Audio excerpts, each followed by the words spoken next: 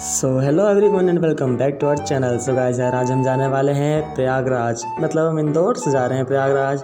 तो देखते हैं हमारी ट्रिप कैसी रहती है। और हमारी जर्नी शुरू हो चुकी है इंदौर से, जो कि बड़े मज़ेदार लग रही है शुरुआती दौर में तो। और मैं आपको बता दूं कि जो हम जा रहे हैं कार से जा रहे हैं, और कार जो है किराए की है, क्योंकि हमें एक ड्राइवर भी चाहिए था। लेकिन इतने जो दूर का रास्ता है ना, एक इंसान जो मतलब आम रहता है वो तो नहीं चला सकता। ड्राइवर्स की उसकी आदत रहती है, तो वो लोग चला लेंगे आराम से। इसलिए हम रोड ट्रिप हमने तय करी। देखते हैं हमारा रोड की जो ट्रिप है वो कैसी जाती है, क्योंकि यूपी बहुत दूर है इंदौर से, और कुछ 800-900 किलोमीटर का फासला है, और इसी को हमें कवर करना है। सो या आप आगे तक वीडियो में बने रहना और मेरे साथ घूमना पूरा प्रयागराज। तो फ़िलहाल हम पहुंच चुके हैं शिप्रा, जो कि रास्ते में पड़ती है यूपी के। जो कि यूपी तरफ हम जाते हैं तो रास्ते में एक शिप्रा नदी पड़ती है, तो वहीं पर हम रुक चुके हैं। कुछ सामान यहाँ पे एक सिक्के डाले जाते हैं जो शिप्रा नदी है इसे पूजने के लिए। तो यह हमने भी यहाँ पर सिक्के डाले थे।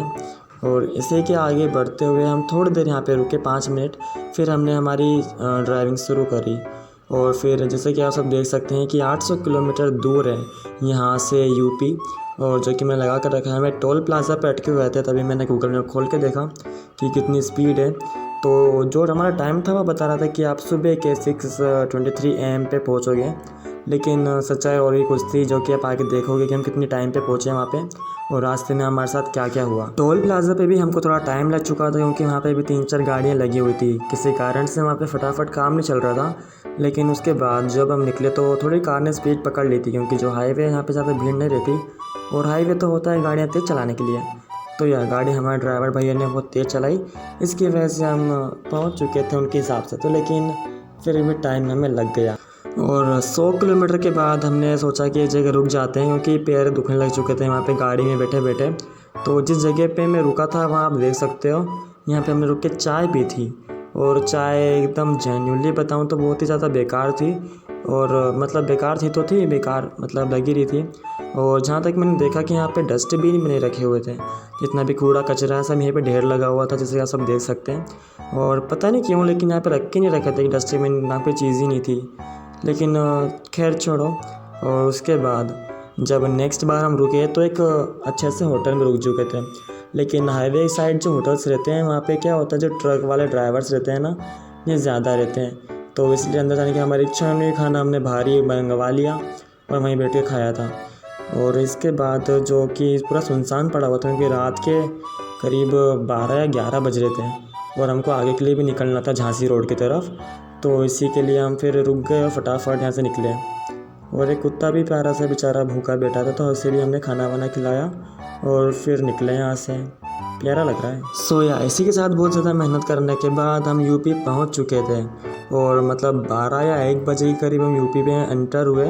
और देखा मैंने कि यहाँ का माहौल ही बहुत ज़्यादा चेंज था। यहाँ पे बहुत सारी चीज़ें मुझे नई देखने को मिली थी, और घर मकान भी मतलब कुछ अलग ही डिज़ाइन के बने हुए थे। हर जगह बैनर तो यहाँ पे भी लगे रहते हैं, लेकिन वहाँ पे बहुत अलग कुछ देखने को मिला था, क्योंकि अलग ही है ना वहाँ का स्टेट, तो कुछ मतलब डिफरेंट था। और जहाँ तक मैं देखा कि सुबह सुबह के टाइम 12 बजे की में वहाँ पे दुकानें नहीं खुली थी, बाज़ार में हम घूम रहे थे और कुछ दुकानें शुरू हुई थी तब।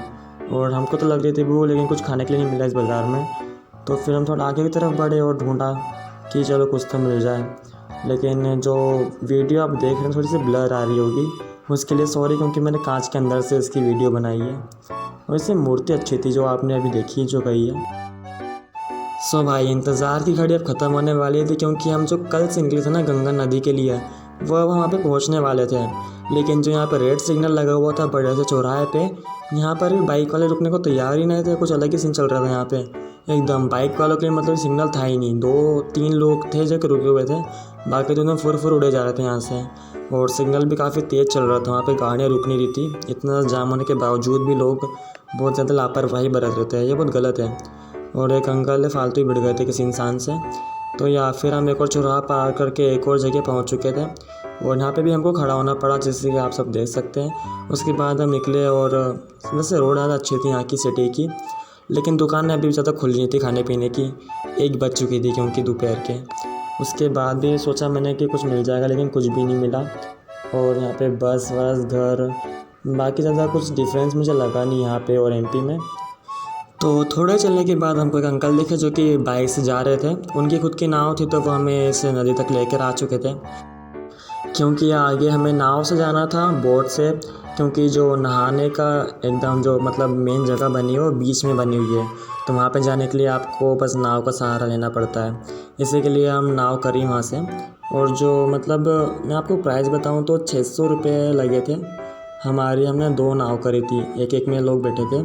हम ज़्यादा मतलब 14 लोग थे कम से कम। सो या फाइनली हमने नहा लिया था, गंगा नदी में डुबकी मार ली थी बीच में जाके। और अब बारी थी हमारे घर को वापस लौटने की। और यहाँ पे खास मंदिर अंदिर तो थे नहीं, तो इसलिए हम एकदम नहा वा के जा रहे थे वापस घर। और कुछ हमारे रिलेटिव्स थे, हमें उनसे भी मिलना था और हमारे पास टाइम बहुत ज़्यादा ही कम था। इसी के लिए हम फटाफट नाव में बैठे और नाव में बहुत ज़्यादा मज़ा भी आ रहा था यार घूमने में, क्योंकि इतनी बड़ी मतलब जगह में पहली बार आया था। और नदी बहुत ज़्यादा बड़ी थी ये, क्योंकि सरस्वती नदी भी थी और गंगा नदी की तरफ से आ रही थी। और जो यहाँ का संगम है वहाँ पे नहाने में ज़्यादा मज़ा आया। बहुत अच्छी जगह है यहाँ पे घूमने के लिए।